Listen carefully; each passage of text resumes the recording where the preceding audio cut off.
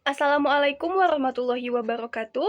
Hello everyone, my name is Davina Damayanti with students number 232122039, and in this video I'm going to apply the grammar translation method in teaching simple present tense about daily life to the young learners.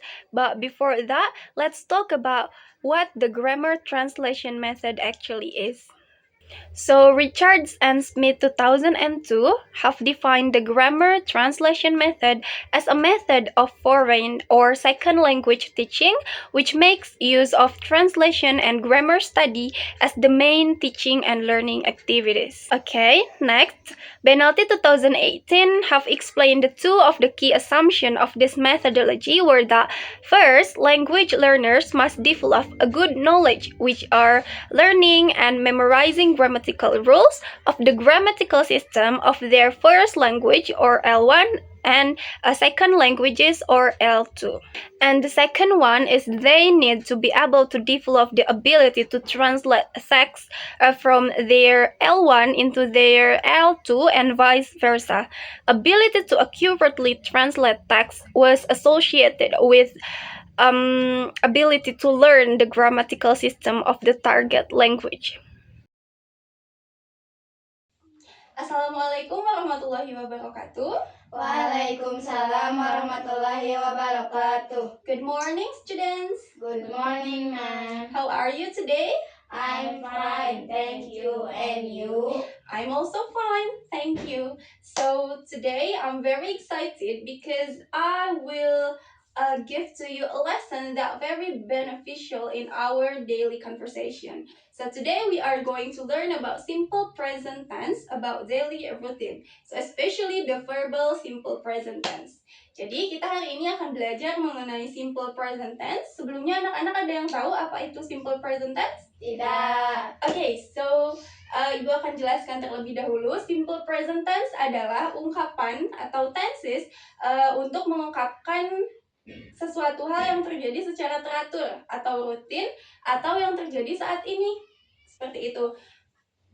Ibu akan berikan contoh saja.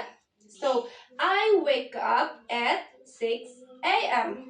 Artinya, saya bangun pukul 6 pagi. Ini adalah ungkapan simple present tense di mana saya sebagai subjek selalu bangun pukul 6 pagi setiap hari. Betul? So, repeat after me. Ulangi setelah Ibu ya. I wake up at 6 a.m. I wake up at 6 a.m. Good. So, I wake up at 6 a.m. Artinya? Saya bangun pukul 6 pagi. Very great. So, kalian semua sudah memproduksi the simple present tense. So, let's move to the next activity.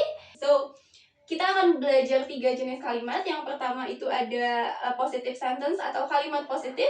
Yang kedua negative sentence atau kalimat negatif. Dan yang ketiga itu interrogative sentence atau kalimat tanya. Okay?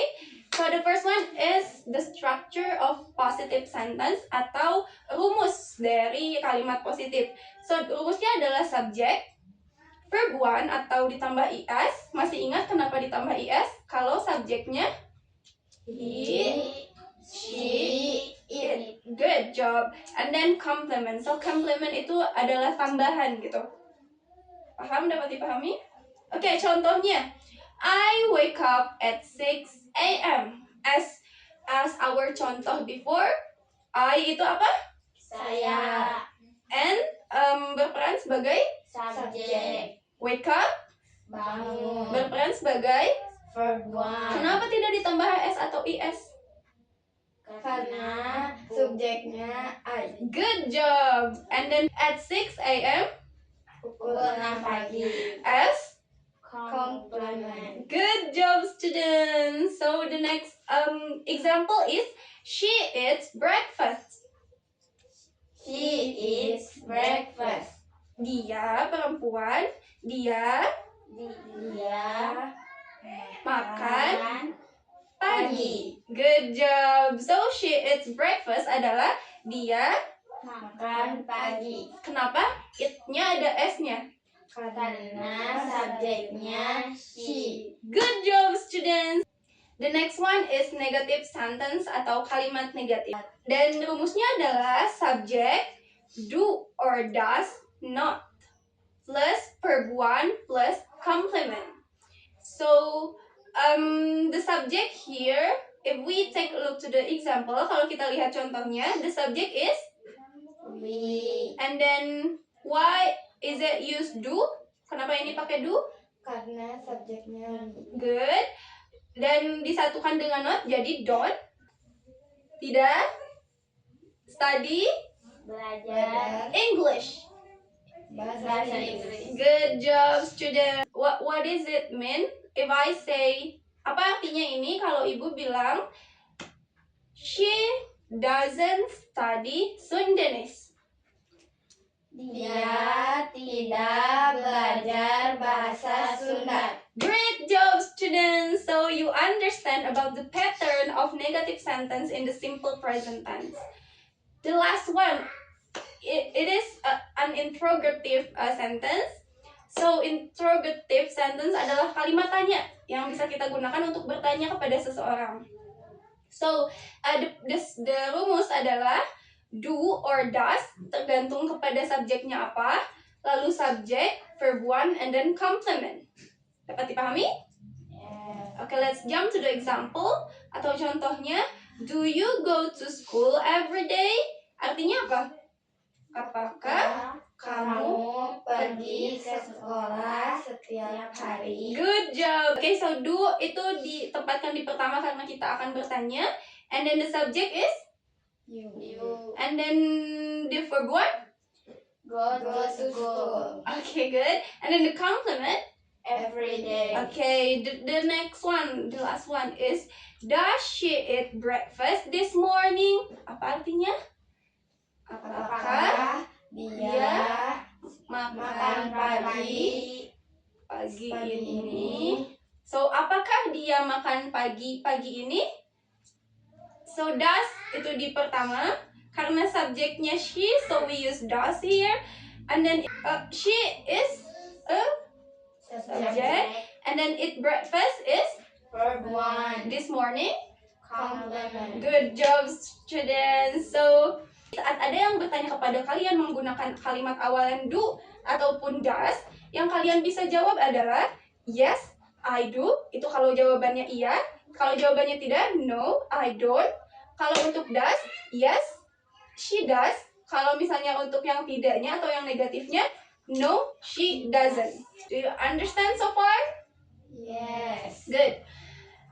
Okay, so we are now in the last activity, which is require you guys to make a positive sentence, a negative sentence, and interrogative sentence from saya makan pagi setiap hari. So the first one that you need to do is please translate it. Tolong terjemahkan ini ke dalam bahasa Inggris. Saya itu I makan pagi eat breakfast setiap hari. every day. Good job, students. So, sekarang ibu minta kalian untuk membuat kalimat positifnya, kalimat negatifnya, dan juga kalimat tanyanya, okay? Okay, finish, students?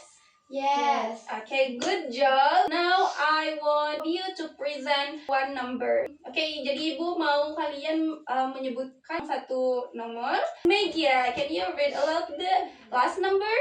Do you eat breakfast every day? Okay, good job, Megia. So, do you eat breakfast every day is termasuk ke dalam kalimat tanya, interrogative sentence. So, you can answer it with yes, yes, I do, or no, I don't. Okay, good job, students. Maybe that's all for our lesson today. So, ibu harap kalian bisa menggunakan kalimat-kalimat ini untuk, for example, in our conversational daily life, di obrolan kita sehari-hari seperti itu. Okay, mungkin sekian untuk pembelajaran hari ini. I appreciate for your all hard work. I'm very proud of you. Thank you so much. Wassalamualaikum warahmatullahi wabarakatuh. Waalaikumsalam warahmatullahi wabarakatuh.